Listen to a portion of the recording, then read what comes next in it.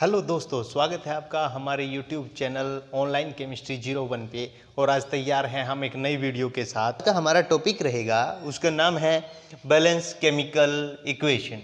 अब किसी chemical equation को हम कैसे बैलेंस करते हैं उसके बारे में इसके अंदर हम जानेंगे। देखिए, सबसे पहले तो केमिकल चेंज क्या होता है उसको याद रखने के लिए आप कुछ पॉइंट याद रखिए कि कोई केमिकल चेंज कब होगा। तो उसके लिए आज सबसे पहला पॉइंट आता है कि चेंज इन स्टेट। स्टेट में कोई ना कोई चेंज होगा। चेंज इन स्टेट, स्टेट में कोई चेंज होगा। जब स्टेट में कोई चेंज हो रहा है, स्टेट हमें पता है कि या तो लिक्विड है, लिक्विड से कोई चेंज गैस में हो रहा है, या गैस से डायरेक्ट कोई सॉलिड में चेंज हो रहा है, ठीक है, या आपस में इंटरचेंज हो रहा है। यानी जब भी स्टेट का चेंज होगा तो समझ लो कोई ना कोई केमिकल रिएक्शन हो रहा है। सबसे पहला ये आपने ध्यान रखना है। दूसरा कि चेंज इन कलर, या फिर क्या होगा, चेंज होगा कलर के अंदर, चेंज इन कलर, ठीक है। इस तरह के आप एग्जाम्पल देखोगे, जब कलर चेंज होगा, ठीक है, तो वहां पर भी क्या है, कोई ना कोई केमिकल रिएक्शन हो रहा है। तीसरा जो चेंज आप देखोगे वो है इवोल्यूशन ऑफ ए गैस। कोई ना कोई गैस बाहर निकलेगी। जैसे आप देखोगे evolution of gas. Evolution of gas का मतलब है कि हमें कोई ना कोई रिएक्शन हो रही होगी। जैसे यदि मैं मेटल को एसिड के साथ रिएक्शन करवाता हूं तो मेरे पास कोई ना कोई कम साल्ट बनता है, प्लस हाइड्रोजन गैस बाहर निकलती है। तो देखिए यहाँ पर ये गैस निकल रहा है, तो इसका मतलब ये भी क्या है, एक केमिकल चेंज है, ठीक है। इसके बाद लास्ट पॉइंट आता है कि हमें चौथा पॉइंट क्या ध्यान रखना है, change in temperature. Change in temperature, जब भी चेंज होगा चेंज इन टेम्परेचर, तब भी क्या होगा, कोई ना कोई केमिकल चेंज होगा, ठीक है। वो डिपेंड करता है कि किस प्रकार टेम्परेचर चेंज करने से कौन सा केमिकल चेंज हो रहा है। तो देखिए, ये हमने केमिकल इक्वेशन या केमिकल रिएक्शन के बारे में पढ़ा था, और आज जो है हम उस केमिकल इक्वेशन बैलेंस कैसे करते हैं उसके बारे में आज हम सीखेंगे। और हम सीखेंगे कि हमें केमिकल इक्वेशन दिया गया है और उसको हमने बैलेंस करना है। तो देखिए, आपकी बुक का एनसीईआरटी बुक का एग्जाम्पल है जो हम बैलेंस करके देखते हैं। हमें दिया गया है, देखिए,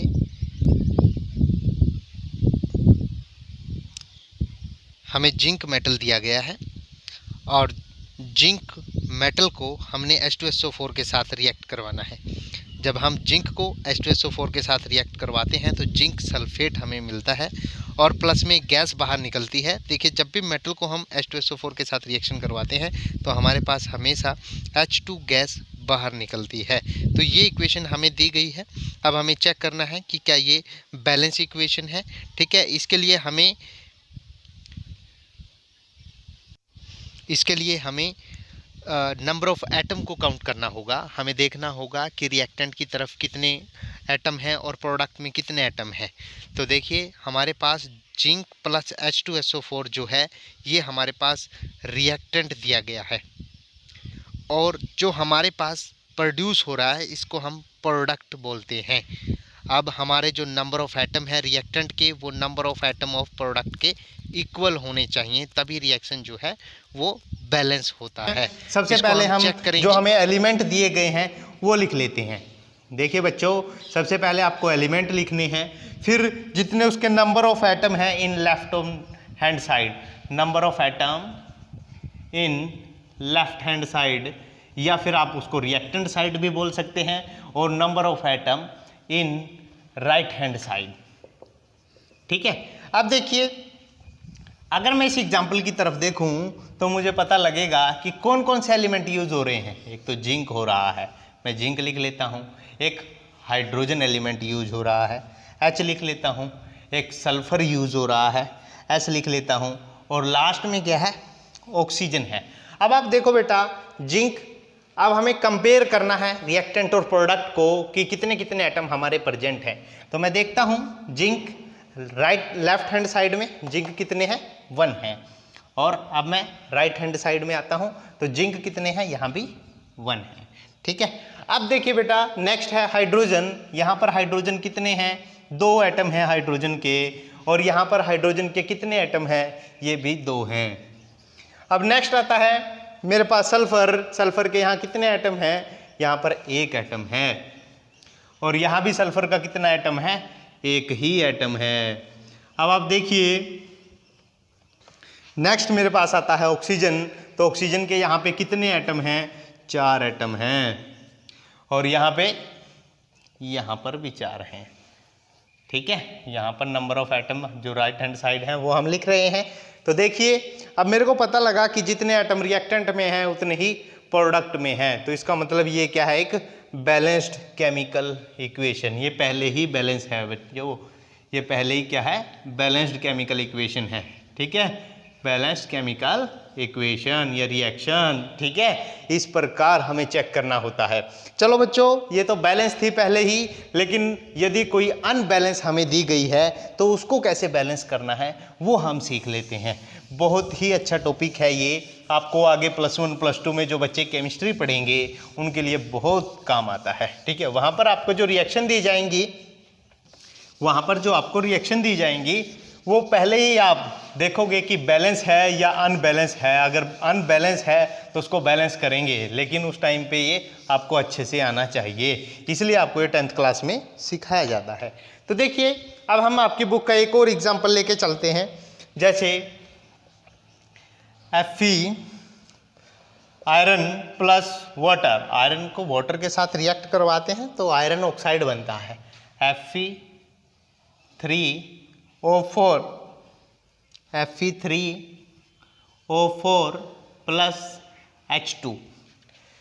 अब सबसे पहले हम देखते हैं कि क्या ये बैलेंस रिएक्शन है। आपको बच्चों देखते ही पता लग रहा है कि यहाँ पर एक Fe एटम है, यहाँ पे 3 Fe एटम है, यहाँ पे एक हाइड्रोजन है, यहाँ पे एक ऑक्सीजन है, यहाँ पे 4 ऑक्सीजन है। चलो हाइड्रोजन बैलेंस है लेकिन बाकी चीज़ें बैलेंस नहीं है। तो यहाँ पर हमें देखने से ही पता लग रहा है कि ये क्या है, एक अनबैलेंस केमिकल इक्वेशन है। तो इसको बैलेंस कैसे करना है वो हम अब कुछ रूल पढ़ेंगे। ठीक है, अब देखिए हमें देखने से ही पता लग रहा है कि ये क्या है, बैलेंस नहीं है। तो सबसे पहला रूल आपने याद रखना है, हमें बैलेंस करने से पहले इनको जो है जो एटम है उनको स्क्वायर ब्रैकेट में डाल देना है। ठीक है, रूल नंबर 1, इनको स्क्वायर ब्रैकेट में डाल दो। ठीक है, ऐसे। ठीक है, स्क्वायर में डाल दिया है इनको। अब देखिए जब इनको स्क्वायर में डाल दिया है या स्क्वायर ब्रैकेट में इनको डाल देते हैं, मतलब हमें इनमें कोई चेंज नहीं करना है। ठीक है, जितने एटम हैं, ठीक है, जितने एटम थे हमारे पास उतने ही जनरेट होंगे, लेकिन हम जो मॉलिक्यूल है या कंपाउंड है या मॉलिक्यूल है या एलिमेंट है उसके अंदर कोई भी चेंज नहीं कर सकते हैं। ठीक है, आपने ध्यान रखना है, इसलिए ही इनको किसी स्क्वायर बॉक्स के अंदर रखा गया है कि हम इनके फॉर्मूले में चेंज नहीं कर सकते हैं। ठीक है, सेकंड आता है, अब इनको लिस्ट हमने तैयार करनी है। ठीक है, किसके कितने एटम है। अब देखिए लिस्ट यदि मैं तैयार करता हूं, पहले मैं एलिमेंट लिख लेता हूं। एलिमेंट जो मेरे पास प्रेजेंट हैं, एलिमेंट है Fe, एक है हाइड्रोजन और एक है ऑक्सीजन। अब मैं लेफ्ट हैंड साइड लिखता हूं जितने number of atom left hand side हैं, फिर मैं राइट हैंड साइड लिखता हूं कि राइट हैंड साइड में कितने नंबर ऑफ एटम हैं। तो Fe के कितने एटम हैं, यहाँ पे लेफ्ट हैंड साइड में 1 है, राइट हैंड साइड में 3 है। नेक्स्ट मेरे पास हाइड्रोजन आता है, हाइड्रोजन कितने हैं, यहाँ पे 2 हैं, और यहाँ पर भी कितने हैं, 2 हैं। ये तो भैया बैलेंस है। अब देखिए ऑक्सीजन पे आते हैं, ऑक्सीजन यहाँ पे 1 है और यहाँ पे ऑक्सीजन कितना है, 4 है। ये क्या है, बैलेंस नहीं है। अब देखिए बच्चों, आपको बैलेंस करनी है ये 2 चीजें। अब किसको पहले बैलेंस करें, ये हमें रूल नंबर 2 बताता है। रूल नंबर 2 कहता है जो भी एटम सबसे ज्यादा अनबैलेंस है, ठीक है, अनबैलेंस सबसे ज्यादा कौन है, यहाँ 1 है, यहाँ 3 है, यहाँ 1 है, यहाँ 4 है, तो सबसे ज्यादा अनबैलेंस तो ऑक्सीजन हुआ। तो ऑक्सीजन को पहले बैलेंस करना है। पहले किसको करना है, ऑक्सीजन को बैलेंस करना है। अब ऑक्सीजन को कैसे बैलेंस करें भैया, ऑक्सीजन को बैलेंस कैसे करें। एक तरफ ऑक्सीजन को यदि मैं देखूं, एक तरफ ऑक्सीजन है, लेफ्ट हैंड साइड में कितना है, 1 है, राइट हैंड साइड में कितना है, 4 है। तो क्या मैं इस 1 को 4 से मल्टीप्लाई कर दूं तो यहाँ पे 4 एटम नहीं बन जाएंगे ऑक्सीजन के। तो यहाँ पर कितने एटम हो जाएंगे, 4 एटम हो जाएंगे ऑक्सीजन के। तो जिस साइड 1 ऑक्सीजन है हमें उसको 4 से मल्टीप्लाई कर देना है। चलो मैंने इसको 4 से मल्टीप्लाई कर दिया, इस साइड ऑक्सीजन 1 था, इस पूरे फॉर्मूले में चेंज नहीं कर सकता हूँ, सिर्फ बाहर कोफिशिएंट मल्टीप्लाई कर सकता हूँ, तो मैंने कोफिशिएंट मल्टीप्लाई कर दिया है 4।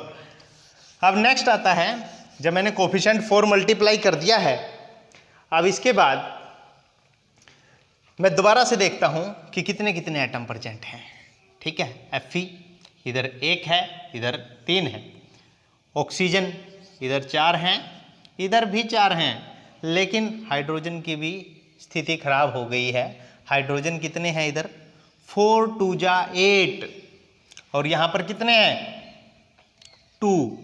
गड़बड़ हो गई है कि यहाँ पर जो हाइड्रोजन है वो भी चेंज हो गया है, लेकिन कोई बात नहीं, हमें सभी को बैलेंस करना है। ठीक है, अब सबसे ज़्यादा अनबैलेंस कौन है, हाइड्रोजन है, तो चलो हाइड्रोजन को पहले बैलेंस कर लेते हैं। ठीक है, हाइड्रोजन को बैलेंस करने के लिए अब आप देखिए यहाँ पे 8 हैं, यहाँ पे कितने हैं 2 हैं, तो यहाँ पे 8 हाइड्रोजन बनाने के लिए हमें किससे मल्टीप्लाई करना पड़ेगा, 4 से, 4 2 जा 8, फिर ये इसके इक्वल आ जाएगा। तो इसलिए मैं जो राइट हैंड साइड है उसमें H2 को किससे मल्टीप्लाई कर देता हूँ, 4 से। ठीक है, तो अब देखिए, अब 4 से मल्टीप्लाई करने से क्या हुआ है कि यहाँ पर भी हाइड्रोजन 8 हो गए हैं। देखिए हाइड्रोजन बैलेंस है, ऑक्सीजन बैलेंस है। अब लास्ट में हम Fe को बैलेंस कर लेते हैं, जो आयरन है। ठीक है, Fe का मतलब आयरन होता है। तो देखिए आयरन मेटल इधर कितना है, 1 है, इस साइड कितने हैं, 3 है, तो इस साइड मेरे को 3 बनाने हैं, तो किससे मल्टीप्लाई करना पड़ेगा बेटा, 3 से। तो मेरे पास कितने हो जाएंगे, 3 हो जाएंगे, तो मैं इसको 3 से मल्टीप्लाई कर देता हूँ। तो देखिए अब Fe भी बैलेंस हो गया है, ऑक्सीजन भी बैलेंस हो गया है, और हाइड्रोजन भी बैलेंस हो गया है।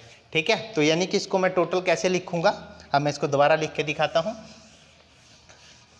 इससे पहले जो ये इक्वेशन लिखा हुआ था बेटा, वो जो है बैलेंस नहीं था। अब जो हमने कुछ रूल लगाए, रूल लगाने के बाद हमने इनको किसी कोफिशिएंट से मल्टीप्लाई कर दिया है, तो क्या आ गई है equation, 3Fe plus 4H2O Fe3O4 plus 4H2।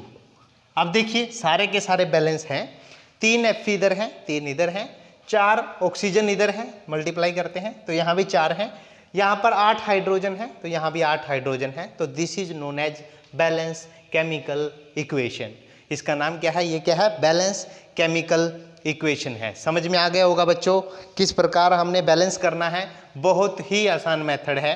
ठीक है, तो एक एग्जाम्पल मैंने आपको करवा दिया है, आपकी बुक में और भी एग्जाम्पल दिए गए हैं, उनको आप ट्राई करके देखिए कि उनको बैलेंस हम कैसे करेंगे। ठीक है, अब एक और बात आपने ध्यान रखनी है, अब बैलेंस करने के बाद हमें सिंबल लिखना होता है स्टेट का, कि जो हमारे पास केमिकल इक्वेशन है उसके अंदर जो हम मॉलिक्यूल या कंपाउंड या एलिमेंट यूज कर रहे हैं उनका फिजिकल स्टेट क्या है। आप देखिए physical state solid, liquid, gas, aqueous कुछ भी हो सकता है। तो देखिए right symbol of physical state. Next क्या है, हम क्या लिखना सीखेंगे, right symbol of physical state. Physical state, अब हमें फिजिकल स्टेट का सिंबल रिप्रेजेंट करना है। अभी अभी आपको एक एग्जांपल दिया गया था, वही एग्जांपल मैं लेके चलता हूँ। हमारे पास आयरन था प्लस वाटर था और उससे Fe3O4 जनरेट हो रहा था, then plus H2 gas generate हो रहा था। पहले हमें इस इक्वेशन को बैलेंस करना होता है। बैलेंस करने के लिए हमने क्या किया था, यहाँ 3 से मल्टीप्लाई किया, यहाँ पे 4 से मल्टीप्लाई किया और यहाँ पर भी 4 से मल्टीप्लाई किया। इस प्रकार ये क्या हो गया, बैलेंस हो गया। अब नेक्स्ट हमारे पास कार्य है कि हमें सिंबल लगाना है किसका, फिजिकल स्टेट का। तो ये देखिए बच्चों, आपको याद रखना होता है कि जैसे जो आयरन होता है वो सॉलिड फॉर्म में होता है तो हम S लिख देते हैं, S फॉर सॉलिड। और जो वाटर है, अब वाटर की तो कोई भी फॉर्म हो सकती है, वो सॉलिड भी हो सकता है, लिक्विड भी हो सकता है, गैस भी हो सकता है। तो यहाँ पर जो है वो गैस की फॉर्म में है। किसकी फॉर्म में है, गैस की, क्योंकि वाटर वेपर होते हैं, वो आयरन के ऊपर अटैक करते हैं या ह्यूमस एटमॉस्फेयर की प्रेजेंस में जो आयरन है वो आयरन ऑक्साइड बनाता है, ठीक है। यानी ह्यूमिडिटी होती है जब एटमॉस्फेयर में, तो जो वाटर वेपर हैं वो आके आयरन के ऊपर अटैक करते हैं और आयरन ऑक्साइड बनता है, जो कि जंग, जैसे आपको पता है ना, जंग लग जाता है। तो हमारे पास ये जो जंग लगता है ये कैसा होता है, सॉलिड, ठीक है।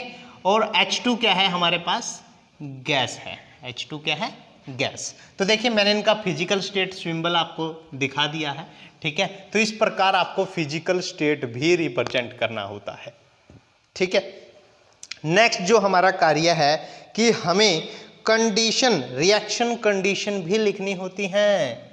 अब देखिए ये रिएक्शन कंडीशन क्या है, देखिए रिएक्शन कंडीशन हमने लिखनी है।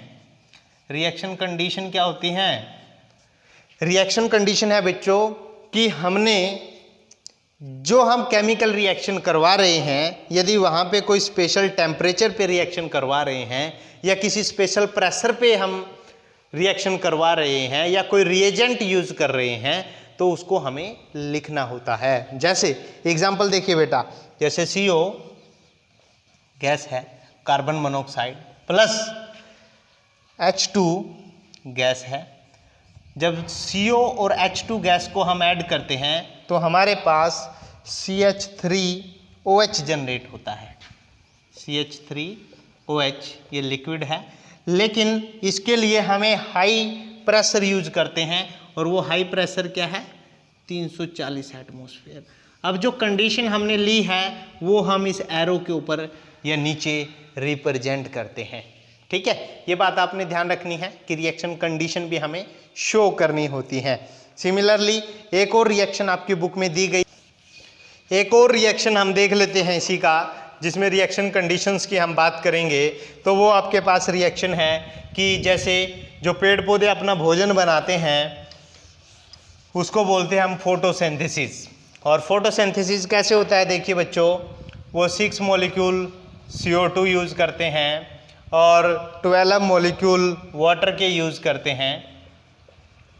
ये सनलाइट की प्रेजेंस में रिएक्शन होता है, सनलाइट, और एक क्लोरोप्लास्ट होता है जो हमारे पत्ते होते हैं पेड़ पौधों के, ग्रीन कलर का एक सब्सटेंस होता है क्लोरोप्लास्ट के अंदर, क्लोरोफिल, क्लोरोफिल, ठीक है। ये क्लोरोफिल की प्रेजेंस में जो है वो CO2 और वाटर को ग्लूकोज में चेंज कर देता है, C6H12O6, ये ग्लूकोज का फॉर्मूला है, ठीक है, एक्वस फॉर्म में होता है, प्लस 6 मोल ऑफ O2 के जनरेट होते हैं और 6 मोल वाटर के जनरेट होते हैं, ठीक है।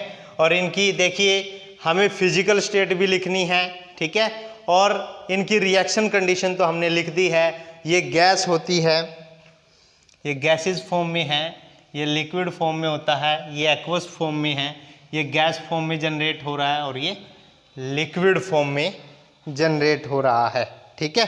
तो इस प्रकार हमें रिएक्शन, आज हमने देखिए रिएक्शन को बैलेंस करना सीखा हमने, फिर उसके हमने फिजिकल स्टेट को लिखना सीखा कि जो भी हमारे पास रिएक्टेंट और प्रोडक्ट में मॉलिक्यूल है, कोई कंपाउंड है या कोई भी एलिमेंट है, हमने उसका फिजिकल स्टेट लिखना होता है।